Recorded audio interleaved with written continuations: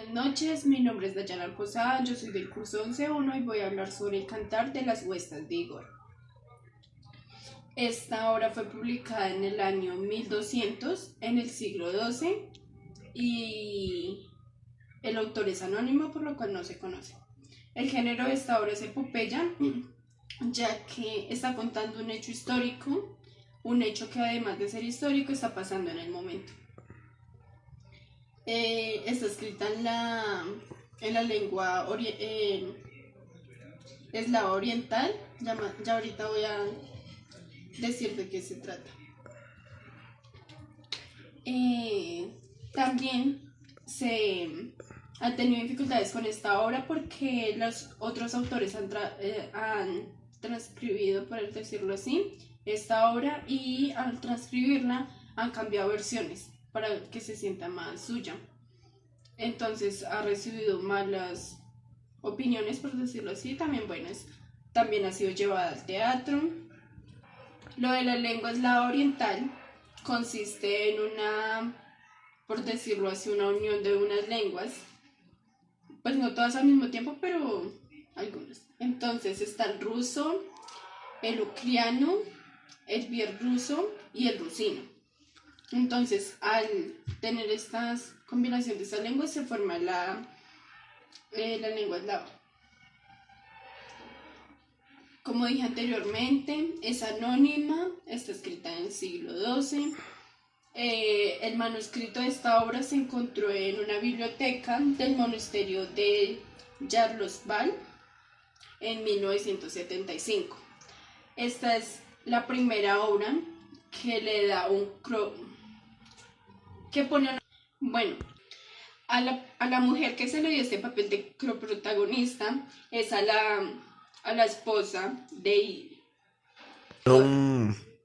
Se le dio este papel a la esposa de Igor, llamada Jarlsberg. Esta obra se divide en 5 partes. Más adelante voy a contar en qué consiste cada parte y qué se hace en cada parte.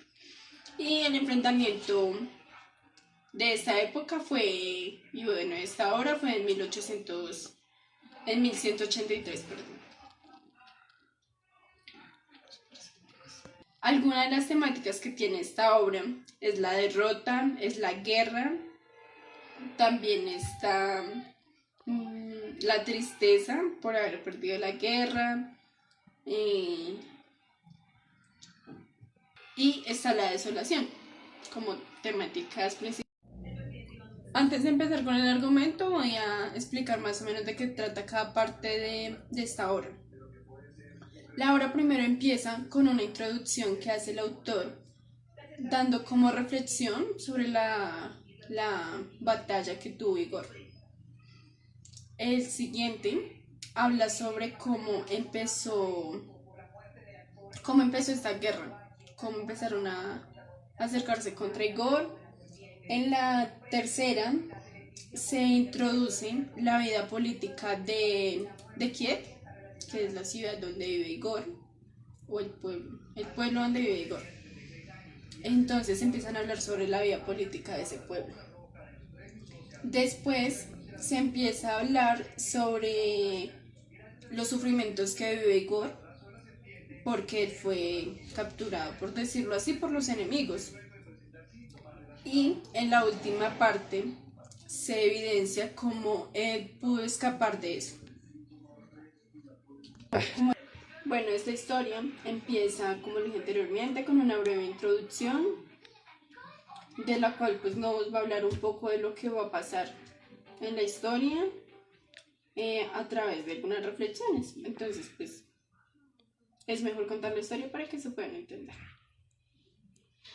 La historia empieza contando. Bueno, entonces empieza hablando sobre cómo empezó, por decirlo así, esta guerra. Entonces, Igor decidió hacer una excursión para ir a otro pueblo. Entonces, él le propuso esto a sus hermanos, los cuales les pareció como algo raro, por decirlo así. Entonces, lo que ellos no sabían era que polovestanos estaban en marcha pues para iniciar una guerra contra ellos. Los polovestanos estaban pensando llegar hasta el Mar Negro y de ahí llegar a Kiev. Pero pues, o sea, antes de llegaban a Kiev, pero no. Antes de llegar a Kiev, iban a llegar a Novgorod, donde iba a estar Igor. Realmente porque el lugar en el que se encontraba él. Precisamente el día en que los polovestanos fueron a enfrentar a Igor, hubo un eclipse solar, el cual pues obviamente ellos aprovecharon para llegar más fácil. Cuando ellos llegaron, pues obviamente Igor no tenía sus tropas listas, pero durante como...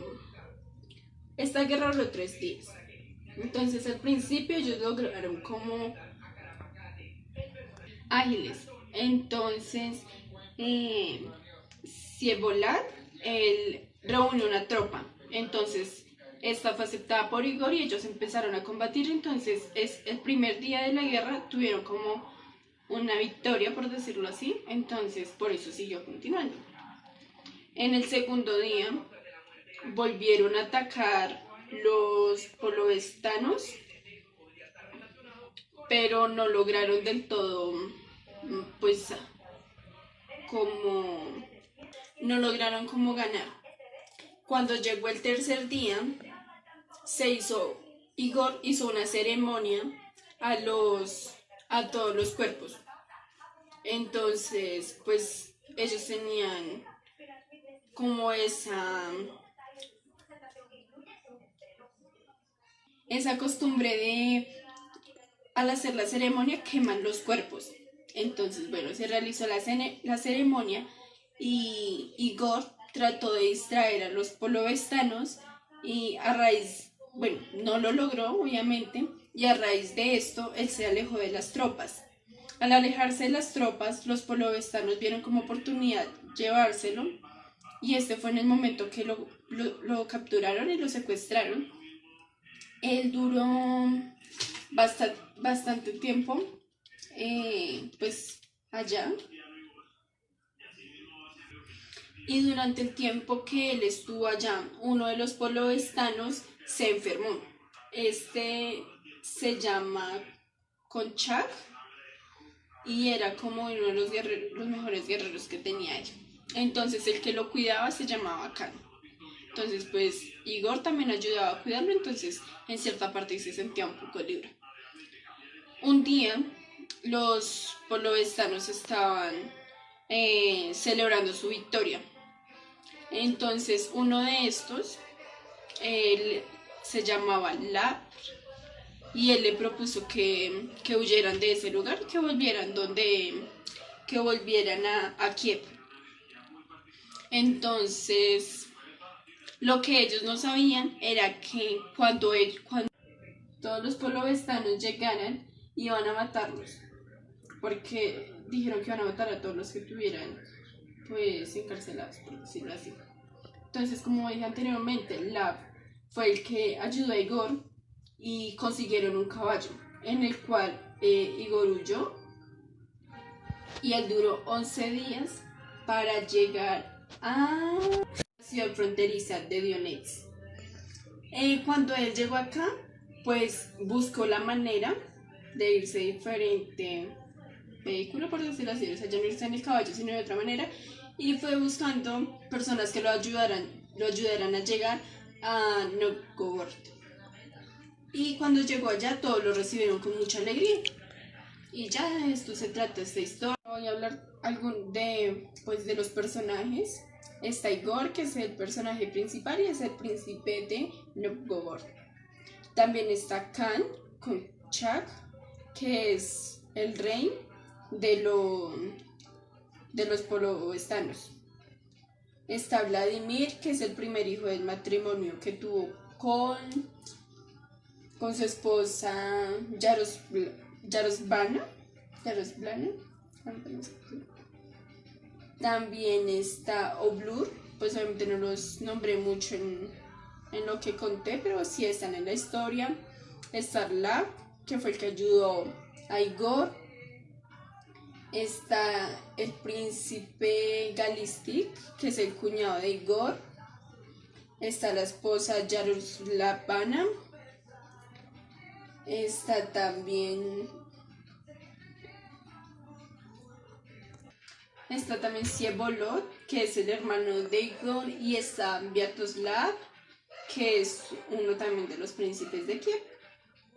En algunos de los lugares que se nombran acá es Polovestiana, está pues Kiev, está Chernigov, que es uno de los lugares por los que pasó Igor al volver a Negorod, Novgorod. Está Kiev, está el río Kayala, está el Mar Negro y está la ciudad fronteriza de Donetsk. Y pues ya eso es un poco de lo que puedo decir sobre este cantar. Gracias.